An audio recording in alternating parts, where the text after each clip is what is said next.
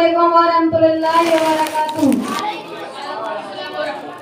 बरकातुहू। भाई आपका नाम क्या है? भाई मेरा नाम मोहम्मद अजीम। और आपका क्या हाल है? और अल्हम्दुलिल्लाह मैं खैरियत से हूँ। भाई आप क्या करते हैं? भाई मैं अपने गांव के इसी मदरसे में तालीम हासिल करता हूँ। भाई मैं आपसे चंद सवाल जवाब करना चाहता हूँ, आप मेरे सवालों के जवाब मुझे सही समझा दें। भाई पूछो आपके क्या सवाल हैं? अगर मेरे इल्म में आपके सवालों के जवाब होंगे तो मैं जरूर बताऊंगा।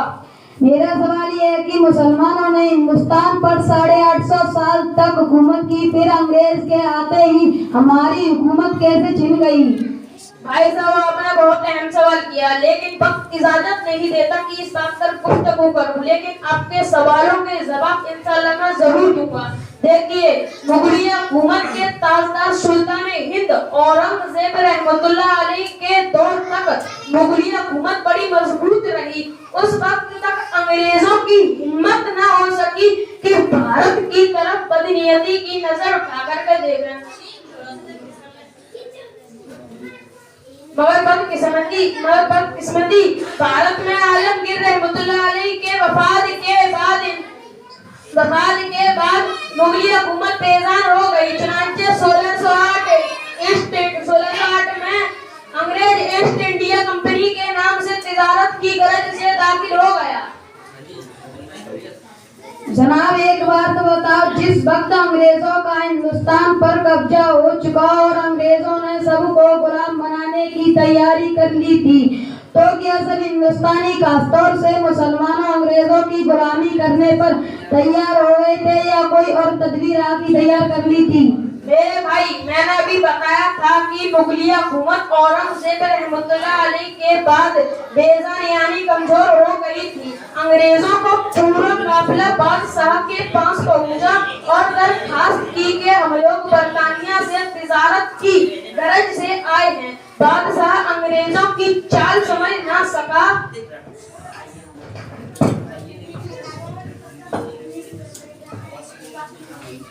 बादशाह अंग्रेजों की चाल समझ ना सका और तिजारत की इजाजत दे दी। अंग्रेज ने आहिस्ता आहिस्ता अपना जहरीले असरात हिंदुस्तान में फैलाना शुरू किया। अंग्रेज ने सबसे पहले बंगाल को अपना मरकज बनाया। उसे रफ्ता रफ्ता पूरे हिंदुस्तान पर अपना राज चलने का ख्वाब देखने लगा। फिर आखिर अंग्रेज ने अपने मफासिद कोशिश में कामयाबी हासिल कर ली और अपना परचम लहराया और ऐलान कर दिया कि आज से हुकूमत बादशाह की मगर हुक्म हमारा चलेगा। भाई साहब एक बार तो बताओ, जिस वक्त अंग्रेजों का हिंदुस्तान पर कब्जा हो चुका और अंग्रेजों ने सबको गुलाम बनाने की तैयारी कर ली थी, तो क्या सब हिंदुस्तानी खासतौर से मुसलमानों अंग्रेजों की गुलामी करने पर तैयार हो गए थे या कोई और तदबीर आके तैयार कर ली थी?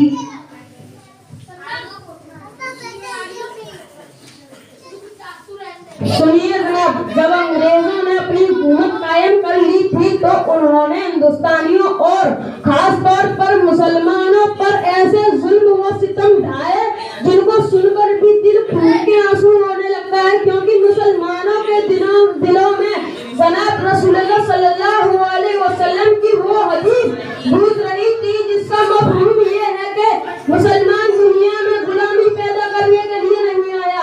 कोई आदमी मुसलमान को गुलाम नहीं बना सकता।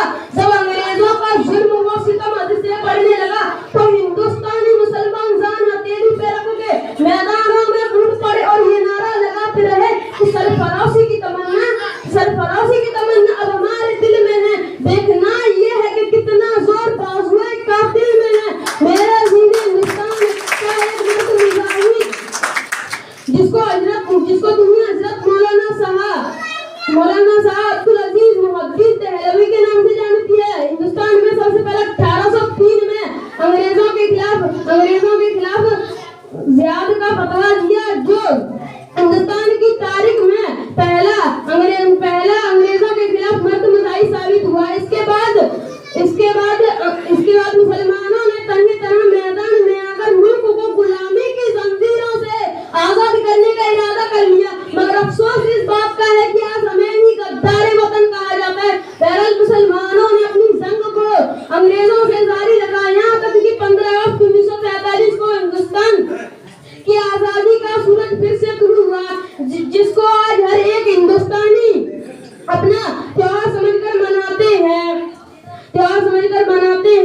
मगर आज कुछ फिरका परस्त लोग अपनी सियासत और अपनी अक्सरियत के जोर पर हमें फिर से गुलाम बनाने की कोशिश कर रहे हैं।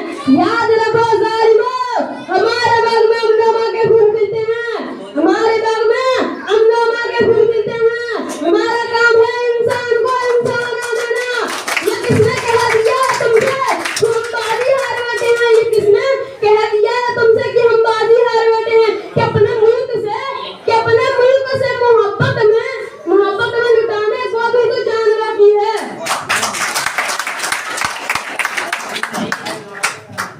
मेरे भाई, आज अपने हिंदुस्तान की तारीख को रोशन चिराग की तरह उजाला कर दिया और ये बता दिया कि हिंदुस्तान को मुसलमानों ने अपने खून से गुलजार किया है। लेकिन मेरे भाई, एक ये सवाल और है कि आजादी तो हमको मिल गई थी, तो अभी वो आजादी बाकी है या नहीं?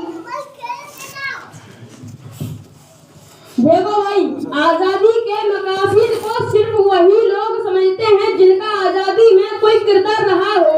मगर आज हिंदुस्तान में ऐसे फिरका परस्त लोग मौजूद हैं जो अदल व इंसाफ के खुले दुश्मन हैं। वो पहले भी अंग्रेजों की गुलामी करते थे और आज भी अंग्रेजों के तलवे चाटते हैं। तो भाई ये तो बताओ, आज काल अंग्रेज जब हिंदुस्तान को फिर से गुलाम बनाने की कोशिश कर रहा है तो उसकी कोशिश को कैसे नाकाम किया जा सकता है?